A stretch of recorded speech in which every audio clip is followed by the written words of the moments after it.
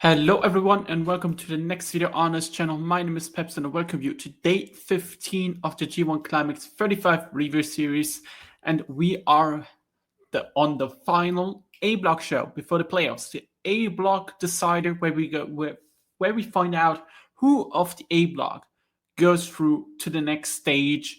And I would say we don't waste any time and just jump straight into it. We have, of course, 5 matches. All of them have some implication on who goes first, who goes second, who got third. We have in the opening match, Taichi at 6 points faces Bolton on again 8. Bolton needs to win this tournament to have a chance to advance. Yuya at 8 points versus Sonata at 6. Yuya, of course, still here has the chance to advance. Similar to Taichi, Sonata's already out. A match between both at 8 points with Newman facing Yuya Suji. The tiebreakers are pretty bad for Newman that he might be already out by the time match happens. Meanwhile, Suji, of course, also needs to win to even have a shot.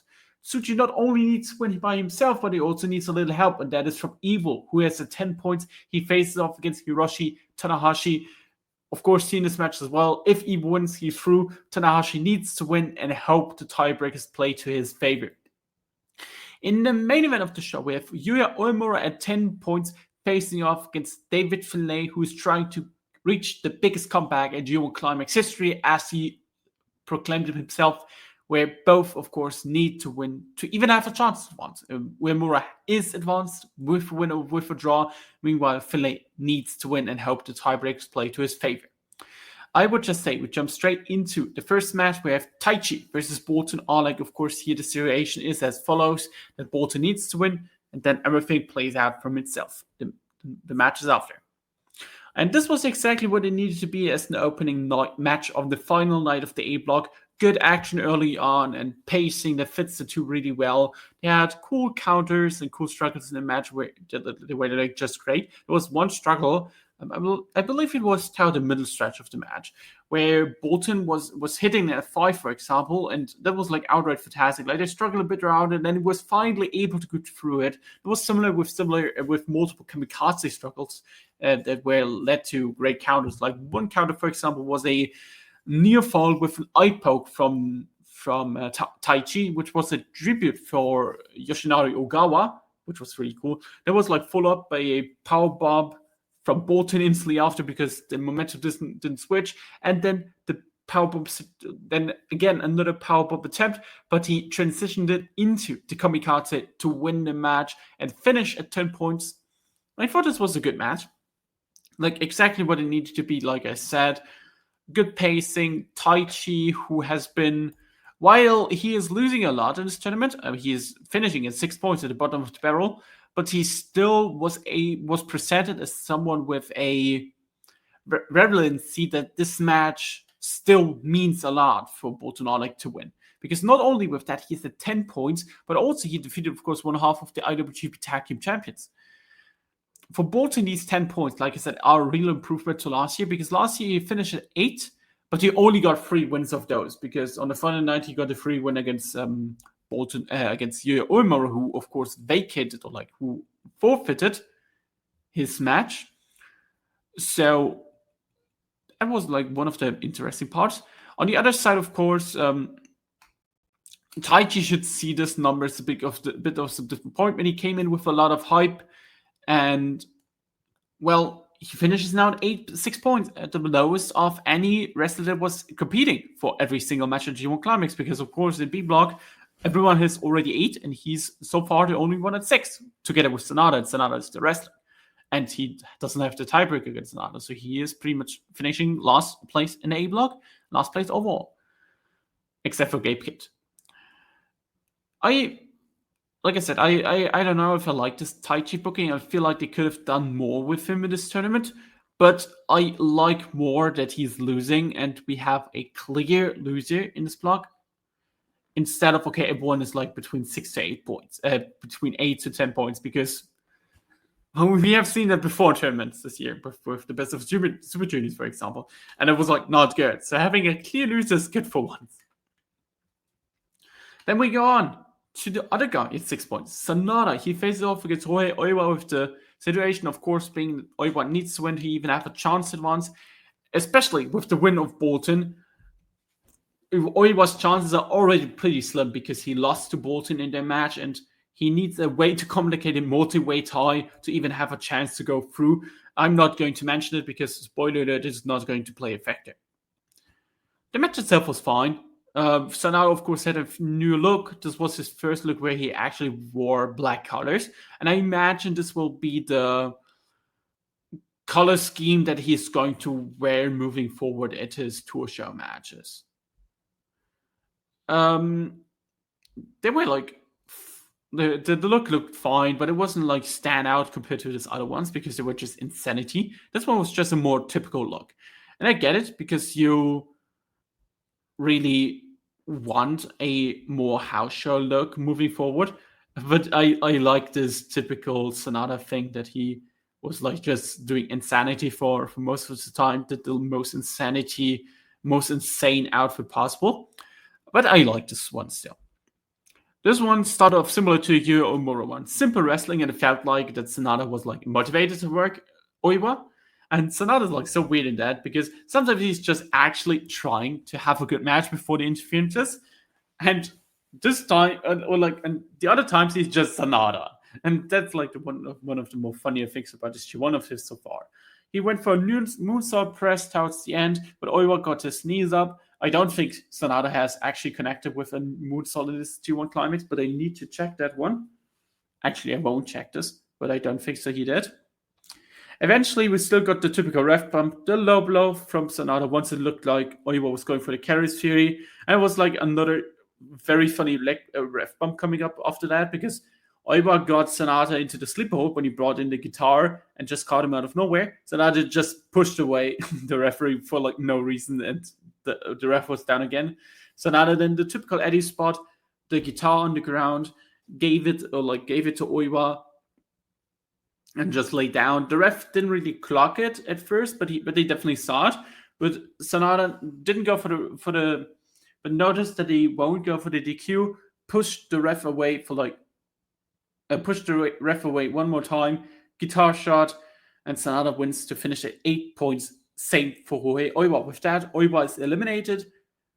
Sonata finishes at 8, the typical, okay, we want to give you some wins, but you aren't really a top star kind of situation for a mid-card established guy.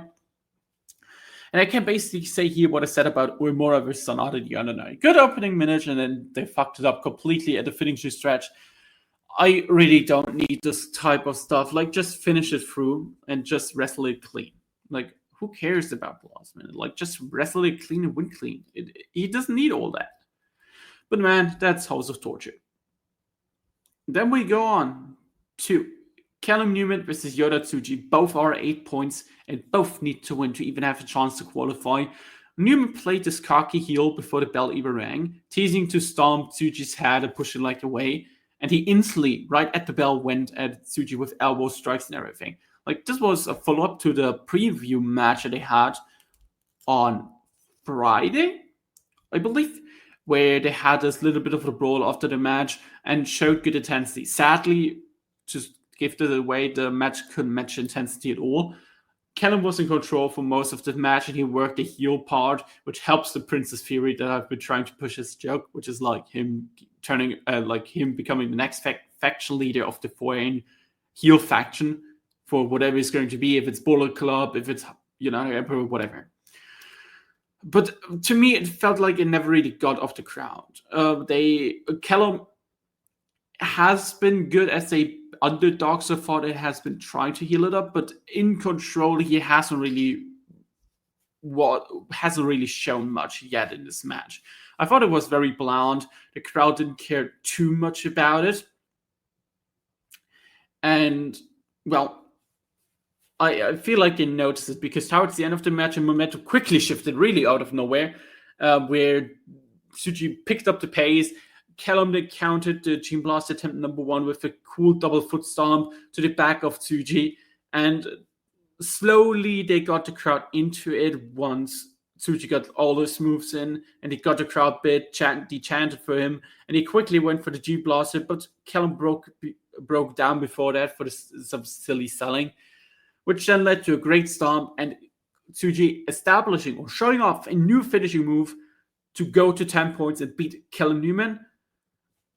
I like this new finishing move. I was a bit surprised that he's putting out here, but it also tells you that they have something planned for him. Like the Team Blaster, it's clear that he noticed over the course of the G1 tournament, and that happened in a couple of matches, that the Team Blaster card counted more and more people started coming, so he tried something out new, and it worked. And he got with the win with that, and now he needs to hope that that Evil beats Hiroshi Tanahashi, that he goes through to the playoff stage as a free spot. For Callum, this was a good tournament in my opinion. 8 points is a good result for him in kayfabe. He defeated a couple of bigger names that I wouldn't expect him to defeat, like David Finlay, for example. His wins against Taichi, Sonata, and Hiroshi Tanahashi were pretty much as expected, and I feel like it's a very interesting thing that he pretty much beat all the older guys except for Evil, but he lost to the super young generation with Bolton. He lost to Oiwa, he lost to Suji, he lost to Uemura. Suji on the other side, I would say, had a disappointing tournament in terms of his booking. Like personally, I would have booked him far away as the number 1 spot with like 14 points or so, and he just wins the tournament. But New Japan has other plans for him, at least in this tournament. I still think he wins because everything pretty much is set up for that.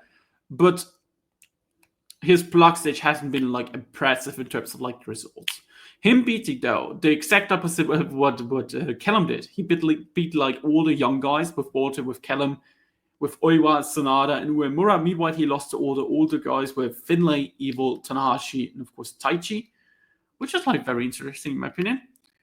But oh well, I thought this was a good showing for Callum and Suji in terms of the booking. For Callum, it's better than expected. For Suji, it's a bit worse than expected, but they can fix a lot with the playoff stage, in my opinion.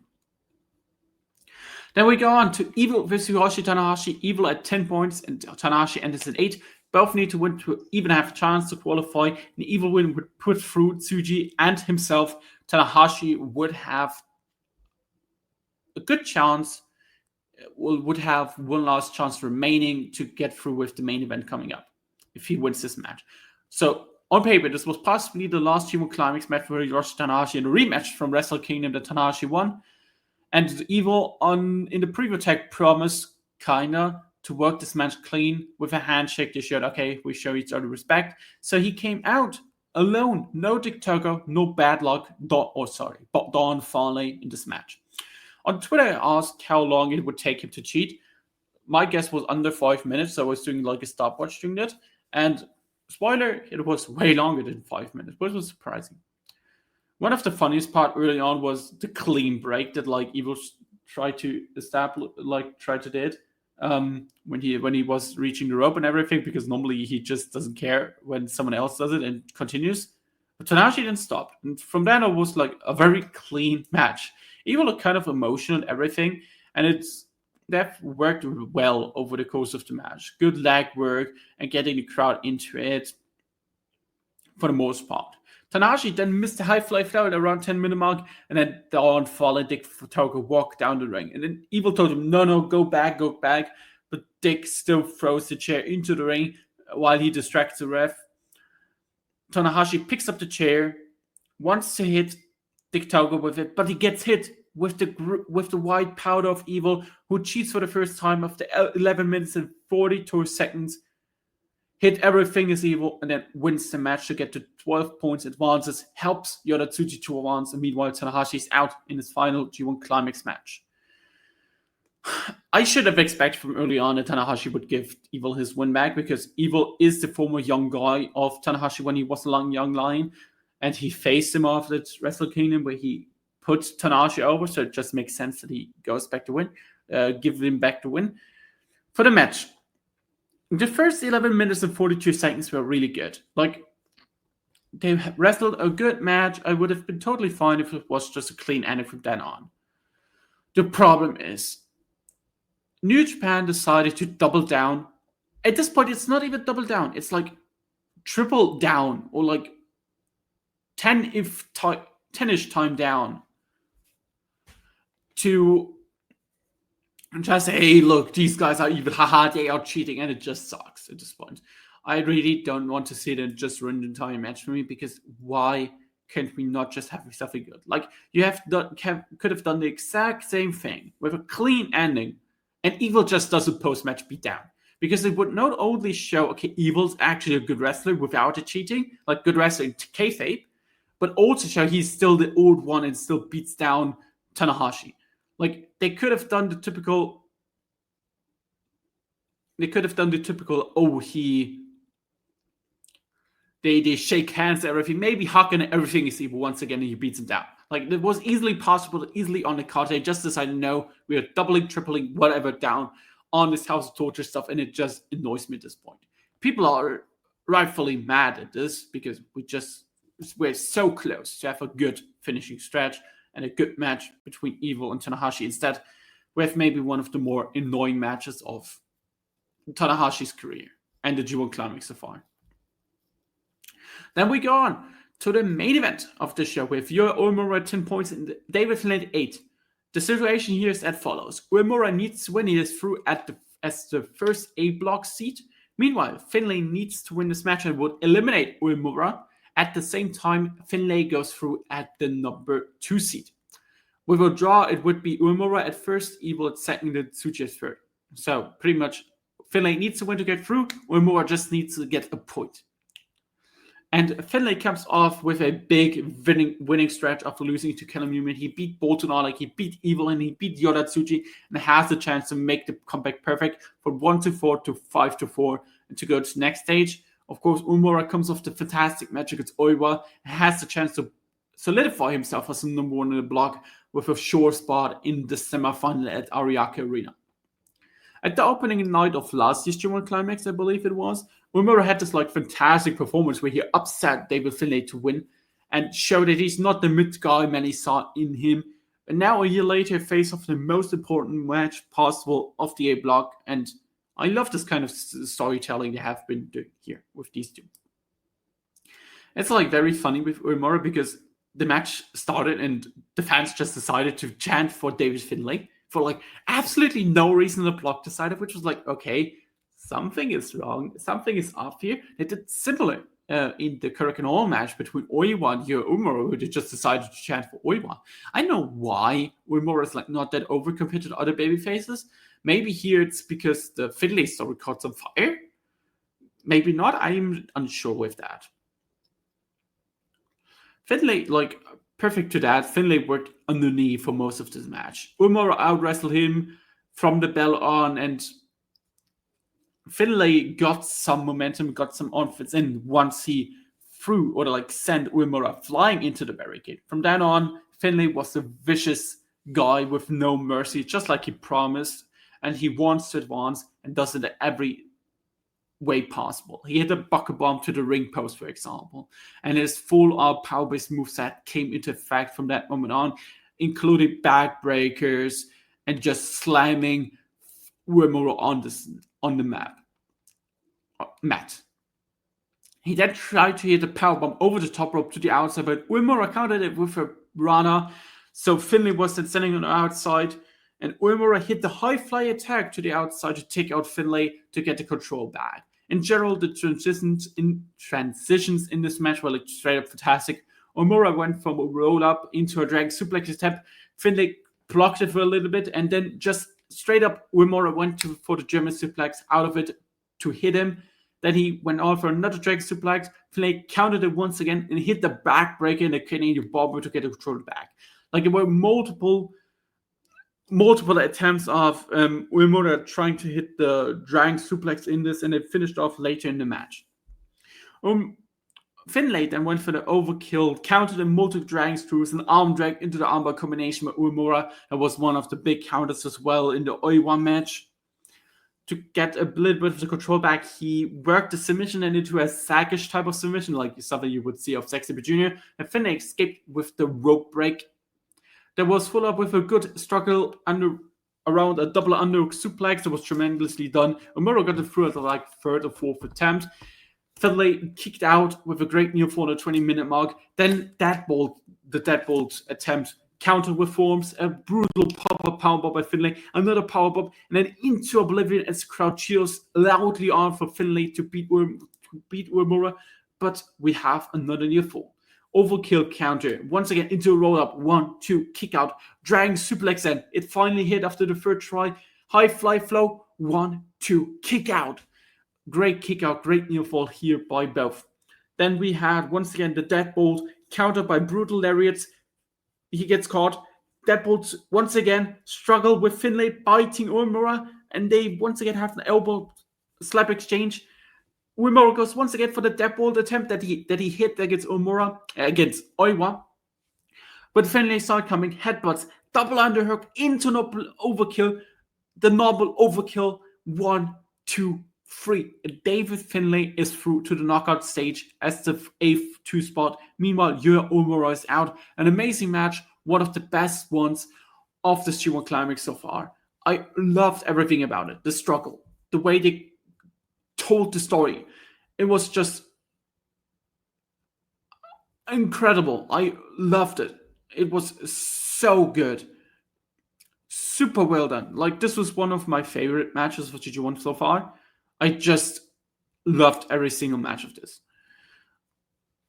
Like, I can't really complain anything. Like, we will come to the booking in a bit, but just incredible. This was incredible. This was must watch. They showed how to work a 23-minute match, and a lot of people in G1 Climax so far haven't really hit the next level in that. They did. Just insanity to me. We then talk about quickly how I thought the show was overall. It was okay. Like, you had 2 matches with Bolton with Taichi, and David Finlay versus Yuya, which I really liked. Suji versus Newman didn't really hit the heights I expected him to. Sonata versus Oiwa was fine, and Evil versus Tanahashi, like I said, was a good 11-minute match, and then the doubling down on the heel stuff just ruined it completely for me and just dragged it down to something that was... I just don't get it. Oh well. I'm not trying to get it, to be honest. Then we quickly talk about the stats part. I will start with the match times at first, and then we go on, of course, in the standings. We have, in the A block, of course, we have Konosuke Takeshita still at first, then with Yuya Umura at 2 hours, 23 minutes, clean as the leader of the A block. Then we have Taichi, David Finlay, Hiroshi Tanahashi, Yoda Tsuji, Ohei Oiwa, Bolton Oleg, Evil, Newman, and the bottom of the block is Sonata with 1 hour, 22 minutes and 13 seconds average match time at 9 minutes, which is the only wrestler in the entire G1 Climax so far that has an average match time under 10 minutes. Then we are talking about quickly the A block standings. We are going from the bottom to the top. We have at the bottom at 6 points Taichi. Then we have Sonata, Ohei Oiwa, Hiroshi Tanahashi, Newman, Yuya Uemura, and Newman at 8 points. Yuya Uemura and Bolton are like both at 10 points, but it's still out because at their 3 spot we have Yoda Tsuji at 10 points with the tiebreakers, with the clean tiebreakers over Bolton Oleg and Yuya Uemura. I would have personally sent him through as the first one, but I'm glad he made it. I think there was like never a doubt that he makes it into the next round because he's just the best wrestler they have, like the most ready wrestler they have. And, oh well. You know, I personally would have booked him a bit more dominantly, but I have said it before. Then we have David Finlay also at 10 points. He has the tiebreakers over Yoda Tsuji, over Bolton Oleg, Yuya Umura to make it through cleanly. On the second spot, we can discuss here whether it should be Uemura and Finlay, but I feel like that is like not. It should have not been Uemura or Finlay. It should have been both two, because both of them have been fantastic. And I feel like for Umura, he had exactly the run you want someone to have that doesn't make the playoff stage. Like, great match with great performances, establishing his style of wrestling more and more. So that's big thumbs up for me. Finlay, on the other side, he just deserves to go through based on his pure work. Then, on the number 1 spot with 12 points, having the spot safe in the semifinal. And that is the one I am bothered with. That is Evil. he has been maybe the worst wrestler in this tournament so far. I don't think he had like a single good match. I don't think he had everything enjoyable, but he's always one of the bigger scorers in G1 Climax so far. Like, that is the truth. And I personally would have seen in the Will 10-point spot and Tanahashi gets a win over him. That is how I would have booked him. Am I shocked that he makes it to the semifinal? Not at all, especially as A1, because now he's on the same side as Suji, of course. If we now go here, I'm showing you the playoff bracket for now. And I think that is a very likely semifinal match so that Suji gets the win back over Evo that who he lost to in the block stage in a very short match. It was like 10 minutes or so. They clearly, like, it was like all cheating, no offense for Suji.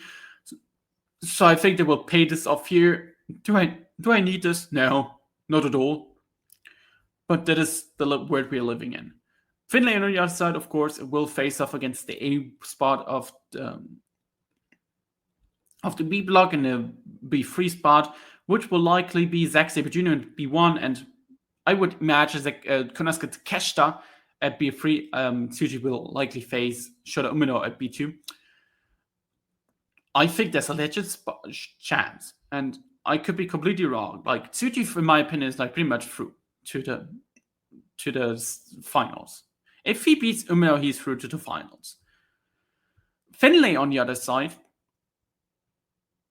like, many would expect his role just to be to lose to Takeshita.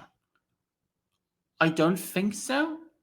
I think if you are looking at this way, right? He has Zack Sabre Jr. technically in the semifinal in that situation.